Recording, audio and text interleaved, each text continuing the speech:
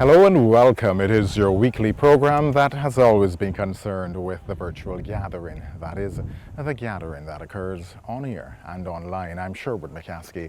As always, thanks for your time. This is Marleyville 2020. This community was built by a number of individuals who came on the scene, played their part, and have now gone on, leaving this place better than how they found it.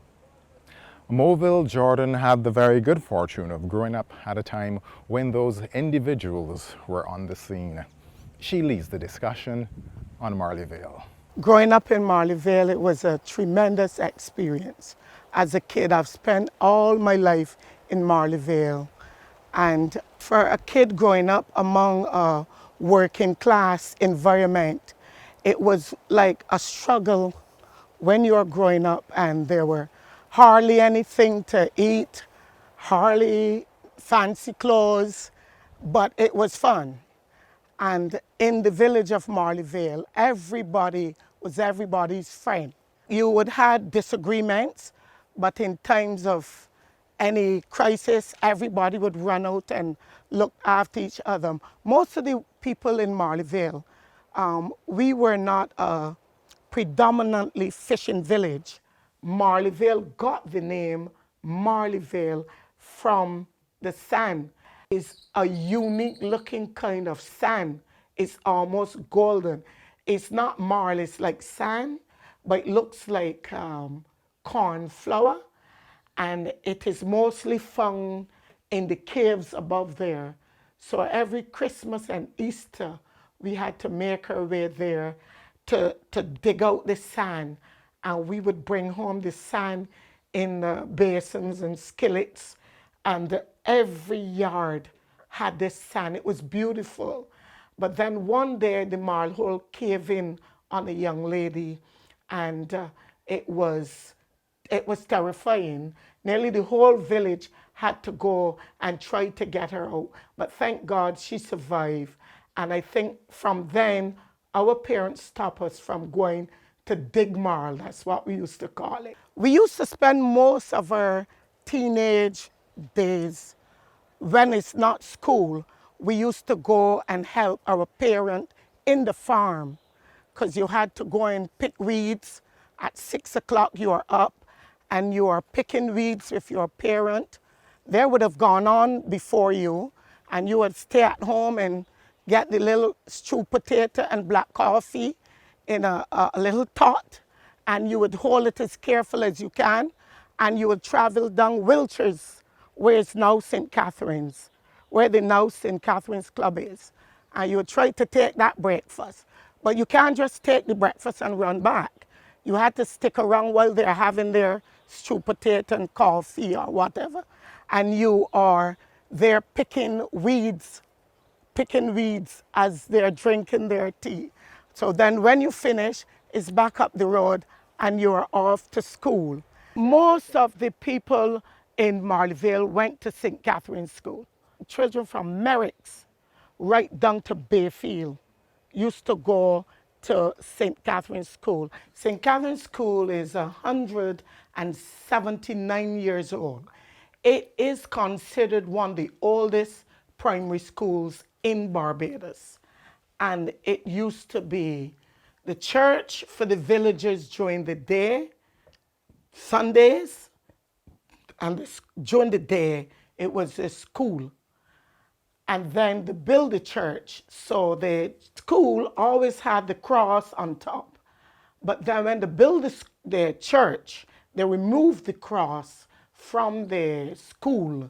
So it is one of the only schools now, I think, that's still attached to a church. Because if you see a few have moved away, they build newer schools. So St. Catherine's School is still St. Catherine's School and St. Catherine's Church. And looking back, someone went on to do really well, because we produced two dames, Dame Sandra, who's now the Governor General, and Dame Selma.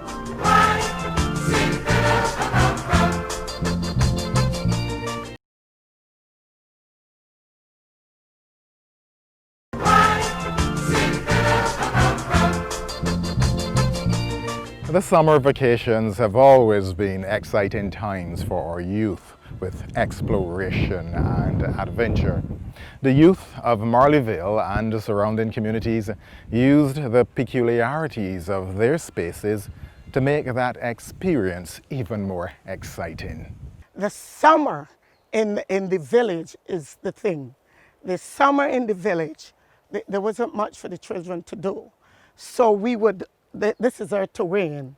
We were free to roam. Girls, boys, we were free to roam. Or we would pick wilks and we would go to the beach, and from along Baker's, Culpeper and Skeets Bay. And we would help the men bring in the nets, and we would sit down all day breaking sea eggs just to get 2 shells to have for our dinner. Sometimes they had like people coming through with fish on their head, and in those days you could get 5 flying fish for $1. And it was like 13 of us. And my mother would buy the 5 flying fish.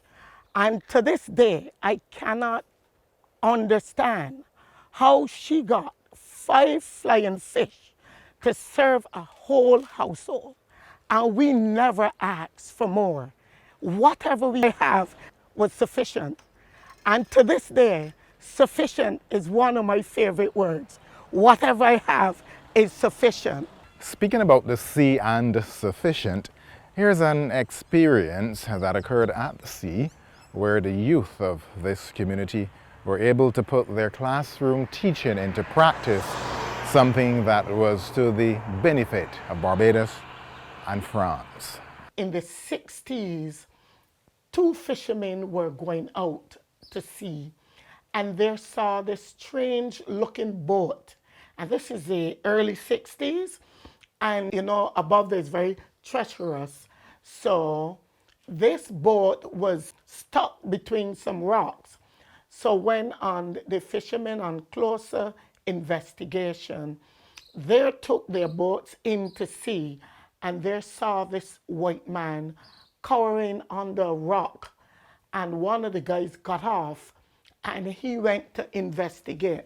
They said they've never seen a boat like it in their entire lives. And when they got to the guy, they could not understand what he was saying. He was speaking French. He was a Frenchman who came from France to sail across the Atlantic Ocean. And he said the first piece of land he saw was Barbados. And he ran out of food, and he was very, very sick. The folks told me how he said he ate the barnacles, the little shell things that was stuck on the boat to survive. So after the villagers called the police for him to get some information, as I told you, the young men, we had quite a few brilliant young men in Marleyville, and they said they were now in first form, but they could speak a bit of French. So they asked the policeman his name. They tried to communicate in French to him, and he said his name was Rini Lefcom. And so then the authorities had to get him back to France. So that day in the village, it was all this excitement and this drama. Because here you are seeing this strange looking man in this strange boat. They said they never ever saw a boat like it. It made out of pure steel. So much so that they never got the boat come to shore. So years after, the boat remained a fixture in the rocks up in where we call the gully. Now that brings us to the celebration of our people. Now, because of the proximity of our people, their closeness to us and communities, we often overlook their contributions, and in many instances we fail to recognize and celebrate all of this. But Marleyville was one of those places where we had a lot of unsung heroes. In those days, there were no flush toilets. And I am surprised nobody asks what happened or who used to take care of the backyard toilets. And there was one guy who used to service between East Point to Bayfield, who used to clean every toilet in the backyard. He is one of my heroes because it takes a lot of guts to do something like that. And he died, God rest him in his grave. And so these people used to really do a service for the community that you take for granted. And then you have the midwife. The village midwife was Ma King. We all grew up calling her Ma King because for us, she was the mother. She delivered nearly every child between East Point and Marleyville and part of Bayfield and must be Blaze Hill because she was really good.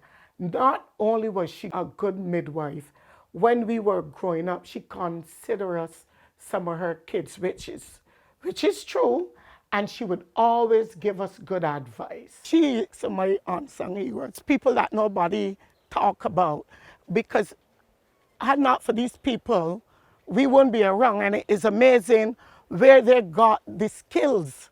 They never had any training, nurse or anything like that. But here's these people homegrown, and they are able to help you deliver all these children and things. Marking House is still there. The front part of the house is still very much in its original state. They just changed because it's a solid stone house. So they just changed like the windows and add on piece.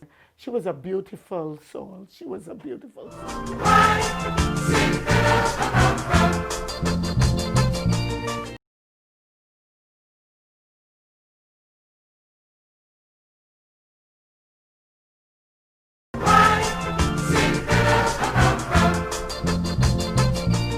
What about businesses? Interestingly enough, in Marleyville there was a business establishment that ought to be celebrated. We did not hear about such establishment in other rural communities. Marleyville had a lot of small businesses. One of the business we were proud of was our Printery. The Printery was formerly the home of the priests who used to serve between St. Catherine's and St. Mark's Church. And when they sold the property, it went on to some relatives of the owner, Mr. Walcott. So it was then called Walker's Printery. Now, it was one of a kind in Barbados. I don't think they had two of them.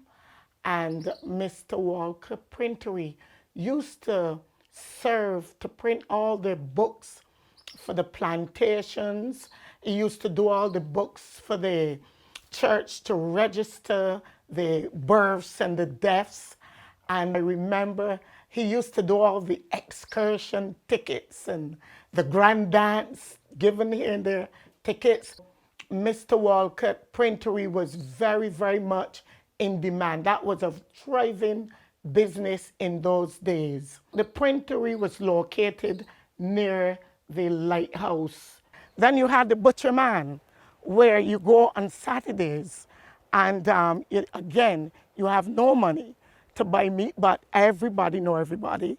Everybody look after everybody. So the butcher guy, you go, and I don't remember ever my mother sending me for 2 pounds. It used to be a pound or a pound and a half. It never reached 2 pounds. So we would go for a pound and a half of mutton, a pound and a half of pork, and you want to order a sheep belly because you want some belly soup. So you would carry a tin bucket and you would get the sheep belly. And then you would go down to the beach and you would clean the sheep belly. And they had a beautiful technique. You used to plait it. Like it used to come out like rope. I still can do it. I learned, and I was the youngest. And it would come out like rope. So they would plait all the sheep belly and cut it in nice pieces. And the butcher, fancy, I think I can feed this family this week. He give you the belly and he give you the sheep head. So you clean the head and you clean the belly. And let me tell you, head and belly, the best soup you can ever drink. And you could smell this thing for miles off. And everybody in the village who know, well, Miss Hollingsworth is doing head and belly soup Saturday. So you can see the yard full, everybody waiting for a little, because she's probably the only person who got the belly that weekend. So she got to share some of the belly soup, or she would take the belly and cut it in little pieces and give some to the neighbors. So everybody got the head and belly soup, everything cut up, share among the neighbors. Who don't get piece of head, get a couple strands of belly, and you can cook it up in rice. Every paling had a spinach vine. So we didn't know it was pigeon peas or bonavis. Every yard had bonavis, pigeon peas, and a couple pepper, where we call nigger pepper. Such a unique flavor. Then you have the broadleaf thyme and some seasoning, not chives, seasoning. So all you need is a piece of broadleaf thyme, 2 nigger peppers, and you grind them with a pint and a half old pretty girl rum bottle. And you have a fantastic blend of seasoning. And you rub up that sheep belly in that seasoning, and you stir it up in some rice with 2 spinach off the paling, and you have a unique, fantastic meal. It was rare. Don't think that you can get belly every week. It was a treat. Head and belly soup was a treat. And when you pass through Marleyville, the aroma, it was intoxicating. It is pot pork, mutton soup, or a pot yard fowl. On Sundays in the village, it was mutton soup, or you can get a nice piece of pot pork, the aroma from it. And in those days, that is when a village really used to raise a child. Because the kid from next door would come next door, and you would feed that child. If the parents are gone off to town or work, you can say, Miss So-and-so, I'm leaving the little one with you today. And you could rest assured the child would be well taken care of. And all we wanted in those days was a roof and something to eat. Clothes didn't matter. There didn't much of us that had a decent dress or pants. It was patches. But then who knew patches? It was patches with normal. So you're running around, you're playing, and then we used to play cricket. The girls used to have their own team, and the boys have their own team. We used to play marble cricket in Marleyville. We used to block the road on Sundays and Saturdays. There wasn't much traffic. And you would play your cricket. And in those days, everybody wanted to adopt a star name. So who wasn't Gary Sobers? And if you catch somebody poking out there, that's Cowdrey. You all know Cowdrey, I suppose. And we adopt these names. Very, very competitive. The girls was just as competitive as the guys. On Saturdays was the most exciting time in Marleyville. Across there you have 2 springs. So we always had natural resources around us. It's just that we didn't know what we had at that time. When you think you are poor, we were rich in our resources and the little things that we did to make our life, meaningful, worth living, exciting, being raised in a village where just ordinary working people. So on Saturday mornings, sometimes we would go and dig for dirt worms, and we would get the little cheddar cheese skillet, what's called a skillet, and we would put our duck worms in the skillet, and we would walk to Tree House's factory, girls and boys. We would buy a pack of common pins. In those days, you can get common pins for 3 cents, a little strip. And we would take the cord out of a feed bag, and we would make a line, and we would attach the common pin. We would bend the head, And then we would go down to Three Houses Spring. And we would sit there and we would catch carps. We are not there because we have nothing to do. We are there catching carps because it's going to be part of our Saturday dinner. So, and they used to got some lovely ones. And we would sit down there, the girls one side and the boys, and we got competition going on. Who catch the biggest carp? And at the end of the day, we would have about 4 of those cheese skillets full of carps. And then we would make our way back home about 2, 3 in the evening. And we would sit and scale all those carps, and everybody would come and bring firewood, and we would light the fire, and we had our own old frying pan, and we would fry those carps, the sweetest thing you could ever taste, because that's your meal. And your parents know you're gone for carps. Their warning was, don't drop in the pond and drown. But they know we are getting food, so they don't have to look for food. We gone carping. In the meanwhile, the elders, you know, they are at the spring because not much houses had running water. So you go to the spring, all the uniforms, school uniforms, it wasn't much. You wear one for a whole week. So the all is just the whole household. And they would take the clothes. We got 2 beautiful springs down there, Nana Green and one called the Gut.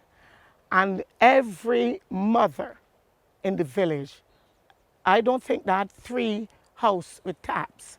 And they would go to Nana Green or the Gut, and you have your little cake of blue soap, a little piece of bomber soap, the yellow soap. And they would go to Nana Green with a basin, and they would sit all day on rocks, and they would rub these clothes and fold them and put some in the sun to bleach. And then they were rinsing some, and it's village gossip catching up and everything. The spring, spend a whole Saturday at the spring. So that's why we gone fishing for food to eat. So then they would come home in the evening, and we are tired, we are full of carps, smell like a carp too. If you ever smell a carp, you're raw as ever. But you got that, the luxury of colognes and perfume. And you hope to bring back a scale of bomber soap or something from the spring, because you got to get a scrubbing. They're going to put you outside on the bleaching rock in the yard, turn on the hose if they got one, and you got to bathe there, or you got to go down to the spring and get a good washing before you go in the house, because you used to smell like the carp. You know, the carp smelled raw, but it was delicious. And then that was the weekend life. But then we had another a guy in the village who we used to call him the Tin Smith, another hero. You couldn't afford an enamel cup. So this guy used to make the tins, tots we used to call them, for we to drink our tea out of. So if you're lucky and you have a cocoa tot, a little Milo tot, or Ovaltine tot, because that's what used to stir in those days, your parents would keep those things, and they would take them to the Tin Smith, and she would say, look, I want these tots by weekend, because the children ain't got nothing to drink out of. Because after a while, the handle used to come out, you know? So you had to spawn this tot to drink, so something too hot. So you go down to the Tin Smith, and he would make a beautiful tot. And they didn't have the names on the labels, but every child in the house knew your tot. When you hold your tot, you knew your tot. This is my tot. How you know it's not your tot? Because it don't feel right. And so you know it's not your tot. So that is another hero. And then we had a drugstore in the top of Marleyville. You know, they had a lot of stump toes, and because you didn't have any shoes. And every week you would go to a bar store and you're scotching around, and the lady at the drugstore, she would call you because she know your mother ain't got anything to pay her, and she would take you and cut off the skin and put on a little something on it, and you're scotching, you're going back down Marleyville.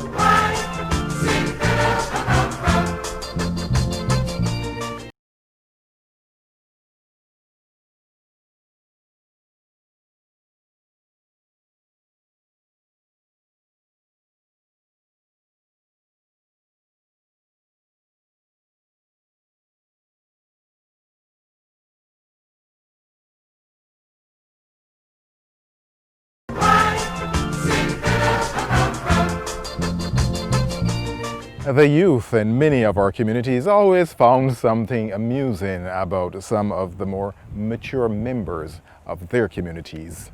And we too had our share of characters in Marleyville that, you know, it was so funny. You could spend a whole night listening to the folk tales and the things that happen. Unfortunately, we never were into the steel donkey business. Marleyville is a serious place where most people would go to church and things. So we didn't really believe in that. So we didn't have that steel donkey experience. But we had one where, and this one is still, it's still, you still tell that every time. St. Catherine's Club was in Marleyville. And then it moved to Bayfield.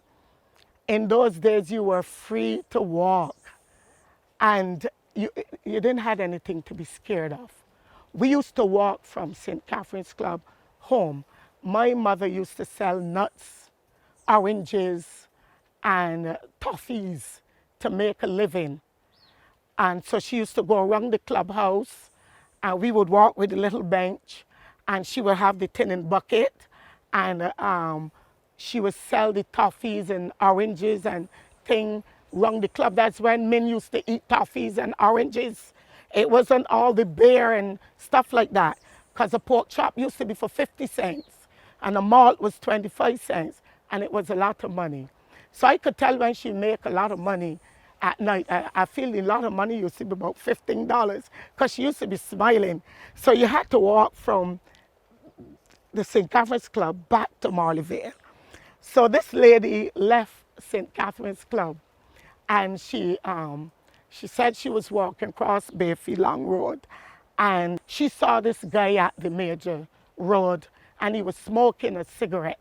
And she said, "My gentleman, what time is it?" And he looked at his watch and he said, "When I left hell, it was a minute after 12. And that is the first time I ever heard the phrase burning rubber.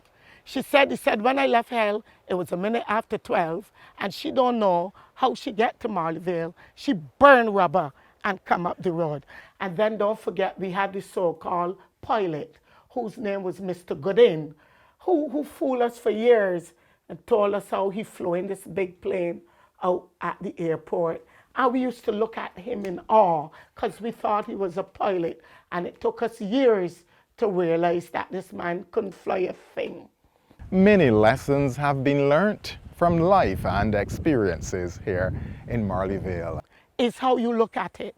And what you should do is take where you came from and let that be a stepping stone to where you want to get. And I never leave Marleyville. I've lived there all my life. I have learned in Marleyville, you have to love yourself. Love your environment. Love the people around you, and you will find yourself in a better place. Embracing your environment, embracing your people, and embracing our communities. This is who we are. I certainly hope that you've been inspired. I'm Sherwood McCaskey. Thanks for your time.